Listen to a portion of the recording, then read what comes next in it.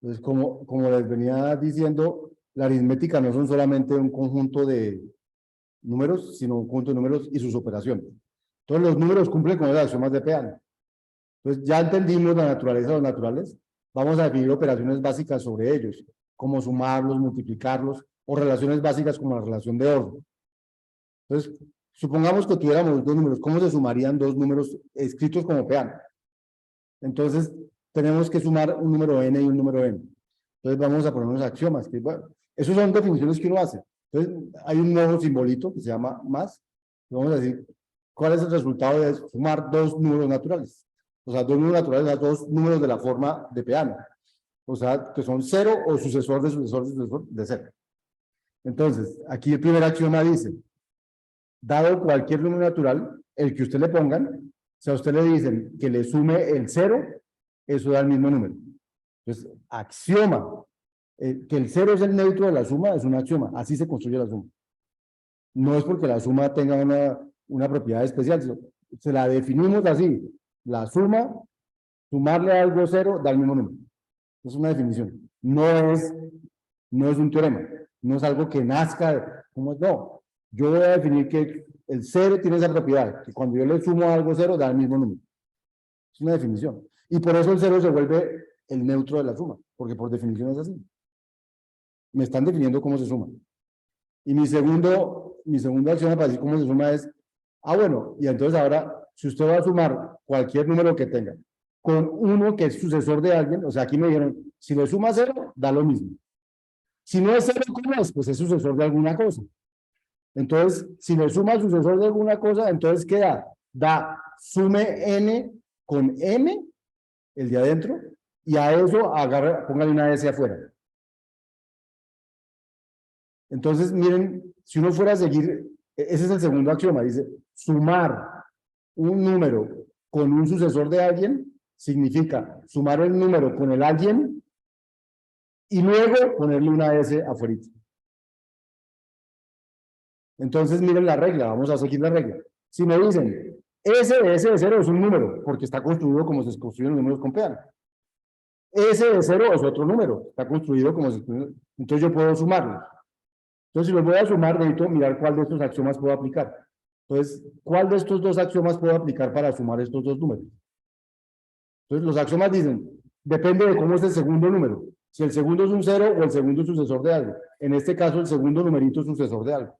Entonces tengo que aplicar la regla 2, el axioma 2. El axioma de la suma 2, porque el axioma 1 no lo puedo aplicar.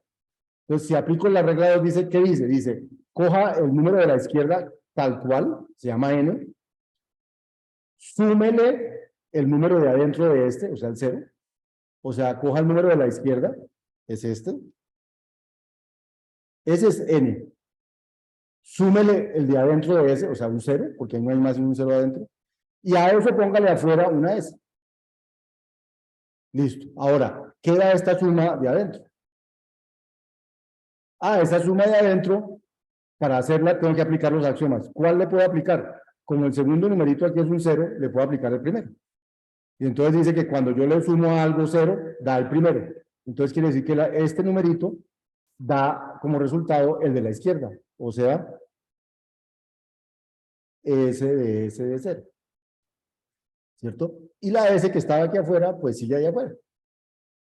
Entonces, ¿qué dio sumar S de S de 0 más S de 0? Dio 3 S de 0. Y entonces fíjense que esta suma va empezando a coincidir con la suma que tenemos nosotros en la cabeza. Todo número sumado con 0 da el mismo número. Si yo a un número les...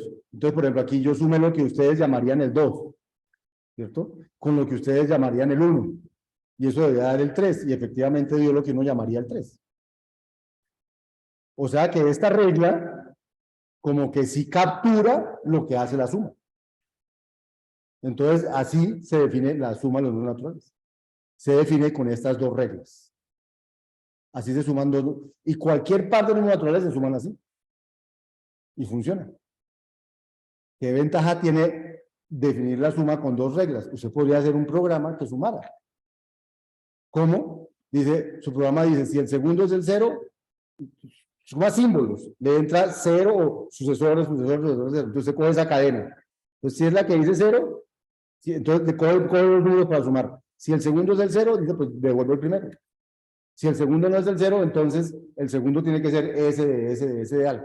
Entonces le quito esa S, lo sumo con el primero y luego le pongo esa S afuera. Y eso me da el nuevo número. Eso es una definición recursiva de la suma. Exactamente. Esta es una manera de definir recursivamente la suma, porque la suma está definida en función de sí misma, solo que este caso es más sencillo que el caso original. Y entonces algún día llegamos al caso base. ¿Sí? Así se van a llamar. ¿Lista la suma? Definimos la suma. Entonces ya podemos sumar números. Ahora también, ¿qué otra cosa hacemos con los números? Multiplicarlos. Entonces uno se pregunta, ¿yo puedo multiplicar? ¿Cómo multiplicar dos números dos de peano? Pues multiplicarlos va a ser primera regla. Si usted me dice que multiplique un número por 0, eso da 0. Eso es regla, eso no es que dio que el 0 multiplicado, no, eso es un axioma. El 0, entonces el 0 ya tiene dos propiedades. El primero, ser el neutro de la suma. Y el segundo, anular la multiplicación. Todo número multiplicado por 0 da 0, por definición de multiplicación. Y la segunda regla de multiplicación dice, si yo multiplico n por sucesor de alguien, ¿qué me da? Vamos a ver qué preguntas hay aquí. Ay, sí, gracias, gracias. Ay. Uy, John, me salvó. Juan José me iba a preguntar algo, me iba a decir lo mismo. Juan José, ¿vas a preguntar algo? Juan José, ¿están ahí? ¿Me están escuchando? Alguien que diga que me escucha, que no sean los presentes. Ah, bueno, listo, listo. Uy, John, a buena hora me alcancé a dar cuenta de eso. Juan José, tú levantaste la mano, ¿querías decir lo mismo? ¿Alguna otra cosa diferente? Ya la bajaste. Bueno, listo. Entonces, ¿cómo se define la multiplicación de n por el sucesor de algo? Entonces, ya bueno, pues entonces lo que vamos a hacer es multiplicar a n por el de adentro y luego de multiplicar a n por el de adentro, vamos a sumarle n. O sea, esa es la definición de multiplicación. ¿Qué es multiplicar n? ¿Qué es multiplicar n por m? Dice, pues si el m es 0, eso da 0.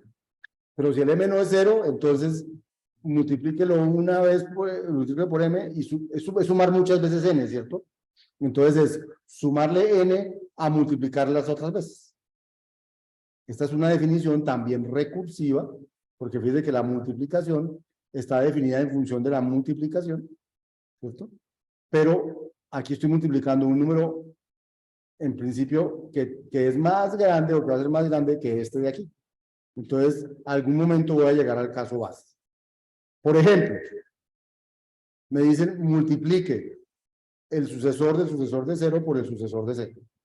Aquí arriba fue sumarlos. Aquí los voy a multiplicar. Entonces, ¿cuál de las dos axiomas puedo aplicar? Aquí dice, mire el segundo elemento de la multiplicación. ¿Es 0 o es sucesor de algo? Entonces, en este caso es sucesor de algo. Entonces, tengo que aplicar el axioma 2 de la multiplicación. ¿Qué significa aplicar el axioma 2? Dice, coja el de la izquierda, o sea, este señor, déjelo quieto, multiplíquelo por el de adentro del de la derecha. El de adentro de la derecha es un 0.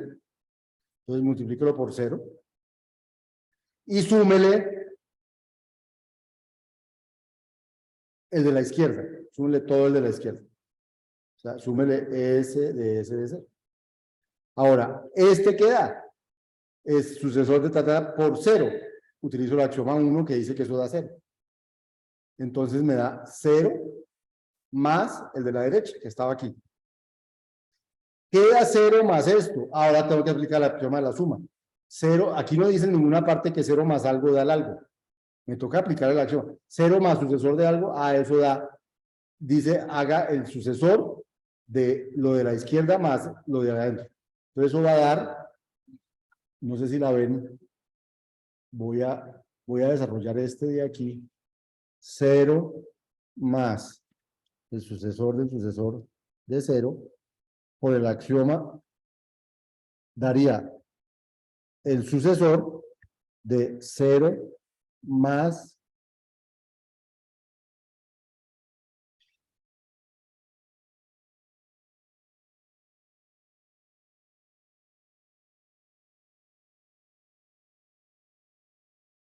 el de adentro, que era sucesor de 0.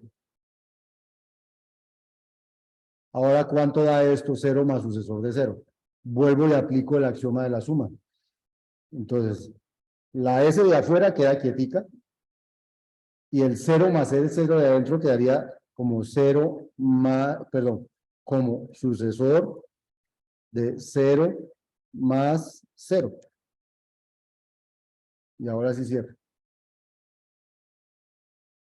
¿Pero cuánto da 0 más 0? Ah, según el axioma 1, eso da el de la izquierda, o sea, daría 0. Entonces me quedaría 2 S de 0.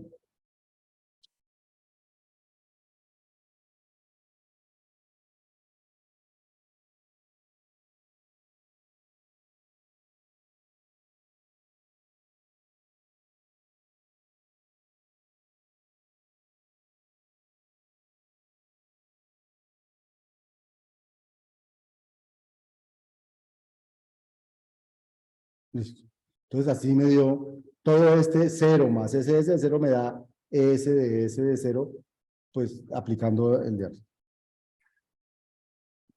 O sea que dio multiplicar 2 por 1, dio 2.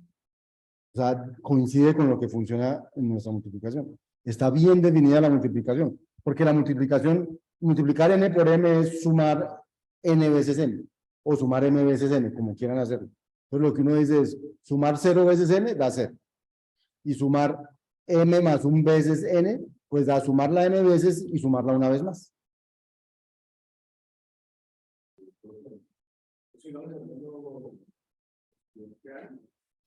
Esos axiomas también los debo escribir piano.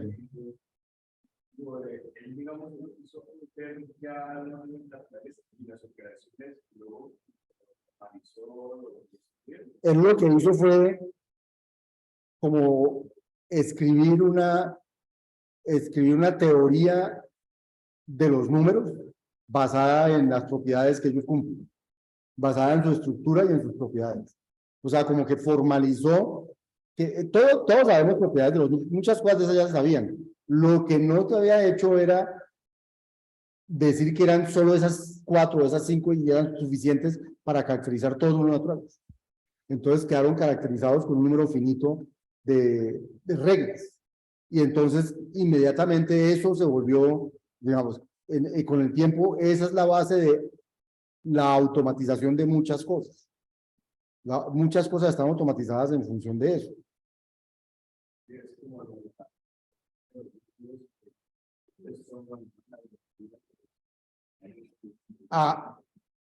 Si ustedes, los griegos, se llama, es que no me acuerdo cómo se llama, los griegos hacían una geometría, se llamaba ¿cómo se llama? De regla y compás.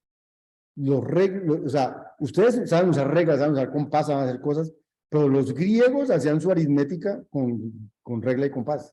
Y hay toda una axiomatización de la geometría solo con regla y compás.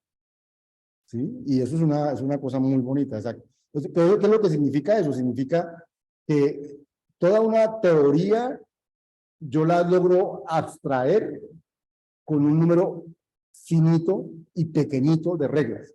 Entonces, para estudiar esa teoría, me dedico a estudiar lo que venga de aquí y todo lo que salga de ahí, te lo puedo decir, eso le pasa a los números.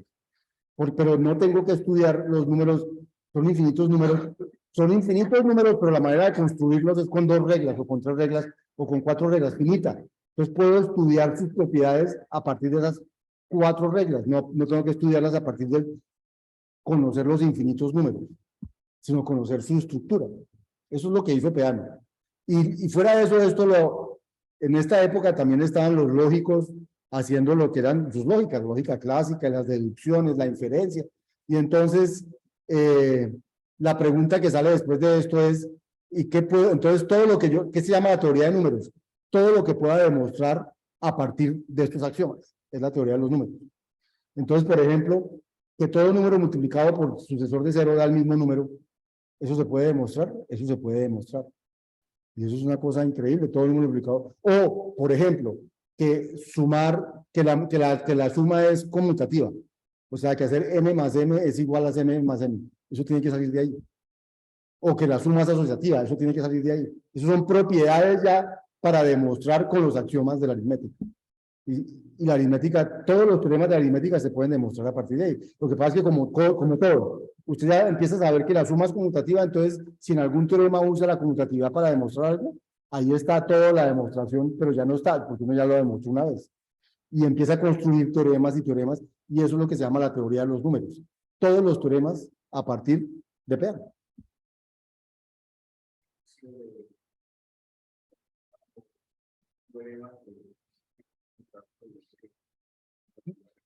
Exacto, por ejemplo, que para demostrar teoremas usamos otros teoremas. Entonces, todo lo que yo, toda la teoría de los números es todo lo que puedo demostrar a partir de las axiomas de Peano. Pero como vamos a ver, podemos demostrar muchísimas cosas. Entonces, y todo gracias, digamos, todo a partir de esa automatización. Dime. Contextualizar Peano y qué tipo de... Peano es del siglo XIX. Claro, por eso, porque es que por eso digo, no es que no existieran los números, es como el alfabeto, las gramáticas, todas esas cosas han existido siempre, pero la formalización de esas cosas para poder estudiarlas como objeto de estudio no es tan vieja, es más bien reciente. Es más bien reciente, porque el mundo se va tardando.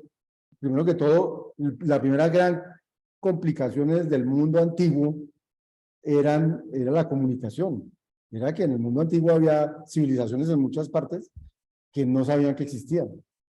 Entonces, cada uno hacía sus propios desarrollos que resultaban ser los mismos desarrollos, porque todos necesitaban contar cuántas papas estaban cosechando, y se inventaba alguna manera de hacerlo. Después resultó que ese concepto es global, pero usted no se da cuenta de la globalidad de los conceptos hasta que usted no logra empezar a comunicar pueblos.